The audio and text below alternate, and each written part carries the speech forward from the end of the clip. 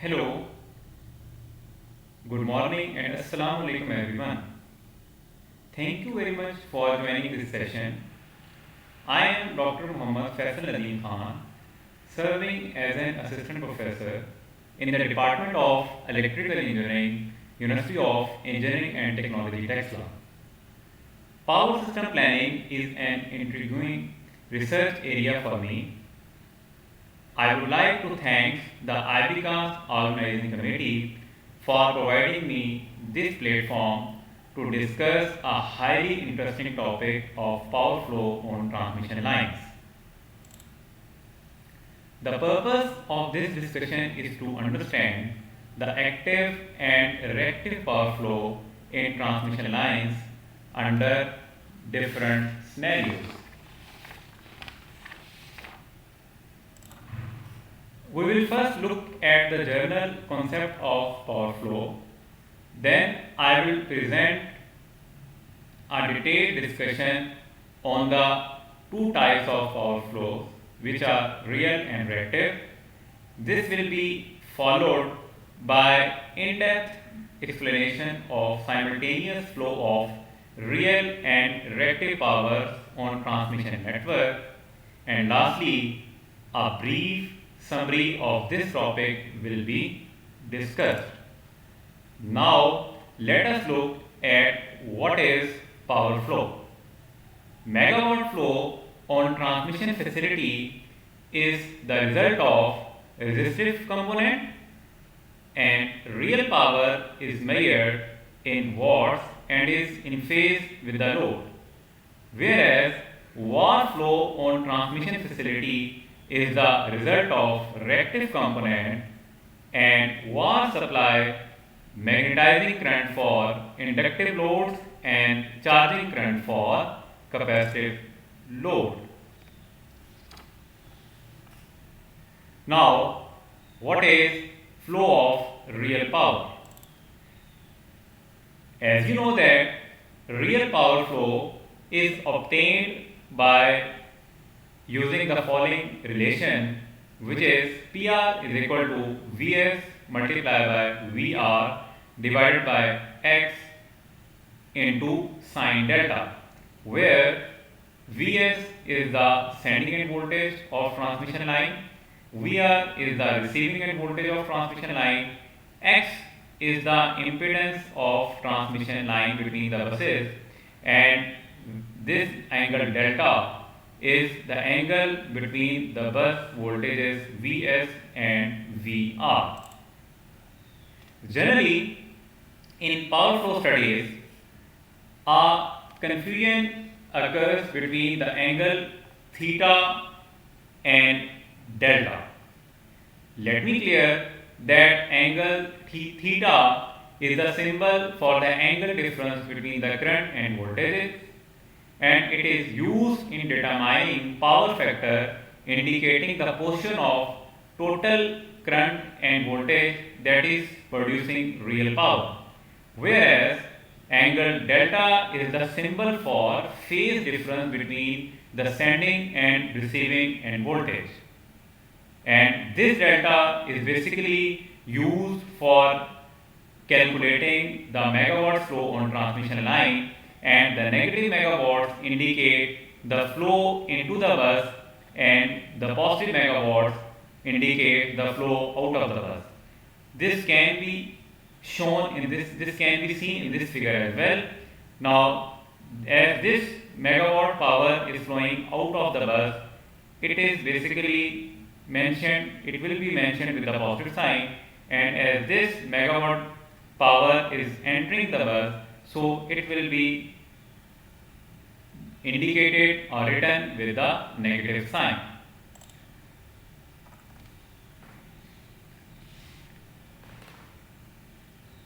If we look at the phasor diagram, it depicts that the angle delta is the angle between the sending end voltage VA and the receiving end voltage VB, whereas here this angle theta is an angle between the current IA and the voltage VA. It can be clearly seen from this phasor diagram that the current IA is lagging from the voltage VA, whereas the angle delta of voltage VB is leading from the voltage VA. To further understand this concept, let us look at an example. The voltage at bus A is 522 kilovolt at an angle of minus 15 degree. The voltage at bus B is 518 kilovolt at an angle of minus 18 degrees. Total impedance of transmission path between the buses is 15 ohms. Then we have to calculate the real power flow and the direction of the real power flow.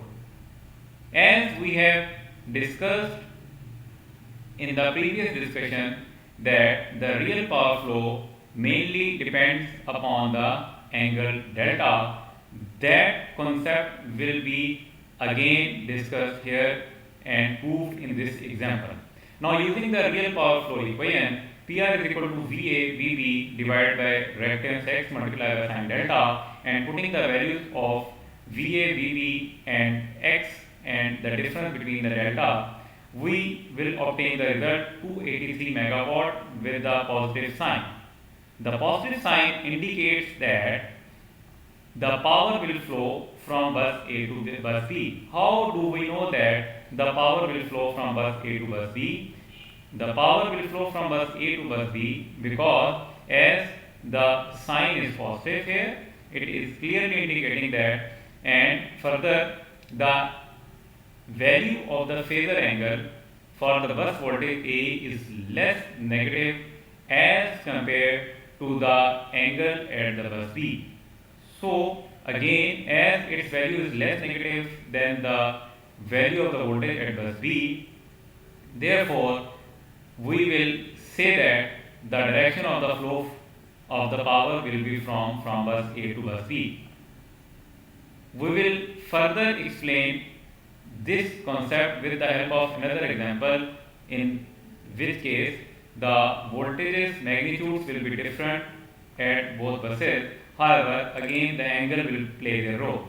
Now calculate a real and power and its fraction of flow using the following information. Bus A voltage is 235 kilovolt at an angle of minus 23 degree, whereas the bus B voltage is 237 kilovolt at an angle of minus 21 degree. So again, you will notice that the direction of the flow of the power will be from there to the other bus. From which bus to this bus? From that bus which has less negative value to the bus which has more negative value. Then we will insert these values of voltages and angles in the equation of real power. We will find out that the value of the real power is negative, which clearly indicates that now the direction of the power will be not from bus A to bus B. However, in this case, the direction of the power will be from bus B to bus A, as the value of the voltage at bus B is less negative as compared to the bus A voltage. Now we will discuss about the reactive power flow. Reactive power flow on transmission line is a result of inductive reactance of the load requirement and is obtained by the relation PQ is equal to Vs multiplied by delta V divided by X cos delta, where Vs is the sending end voltage and delta V is difference between bus voltages Vs and Vr. X is the line impedance between the buses and delta is the phase angle between Vs and Vr. Now few points about reactive power flow. First of all, VAR flow only if there is a difference in the bus voltage potential.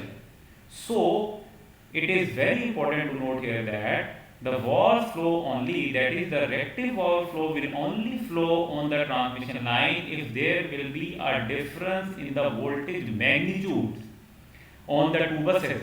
If there is no difference between the magnitude of the two buses, then it means that there is no VAR flowing on the transmission lines. And while in the case of real power, we were saying that the difference between the voltage potential is not necessary. However, the difference between the angles of the voltage is necessary. So watts flow downhill from a higher voltage potential to a lower per unit value of the voltage. So watt will flow from that bus which has higher voltage potential to the other bus which has lower voltage potential. Furthermore, reactive power flow in a similar way to the real power, that is, similarly as the real power is indicated with the positive sign, but is when it is flowing out of the bus with the negative sign, and with the positive sign when it is flowing out of the bus, and it is indicated with the negative sign when it is entering the bus. Similarly, the reactive power flow will also be indicated with the help of positive sign when it is flowing out of the bus, and with the negative sign when it is entering in the bus. So the concept of reactive power flow on the transmission line and their dependence on the voltage magnitude is explained here with the help of the example. Let us have a bus A has a voltage of 234 kilovolt at an angle of minus 13 degree, and bus B voltage is 239 kilovolt at an angle of minus 25 degree. If the impedance of the transmission path is 45 ohm, what is the reactive power flow between the buses, and in what direction is the reactive power flow flowing? So again, using the equation of reactive power flow, that is VA delta V over X sin cos delta, and putting the values of VA delta V X and cos delta, we will have 26.4 MVAR.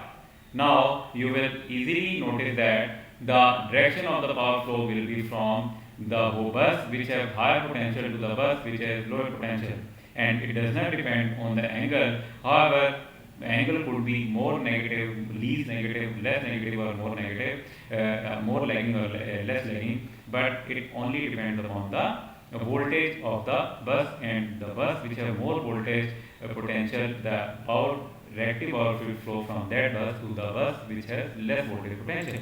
Similarly, in this case, there is another example, calculate the reactive power between bus A and bus B and its direction of flow using the following information. Bus A voltage is 547 kilovolt at an angle of minus 15 degree, where the bus B voltage is 544 kilovolt at an angle of minus 18 degree. So you can easily see that bus A voltage is greater than the bus B voltage. So according to the concept of reactive power flow, the direction of the flow of the reactive power should be from bus A to bus B. However, if we look at an angle difference or the values of the angles will show that as the angle of bus A voltage is less negative as compared to the bus B voltage. So if we will look at the angle difference, then the angle difference will show that the megawatts will flow from bus A to the bus B. So here we can easily note that after putting the values of all VA delta V, and here in this equation we have the value 19.0 MVAR, and the power is flowing from reactive power is flowing from bus A to bus B. Now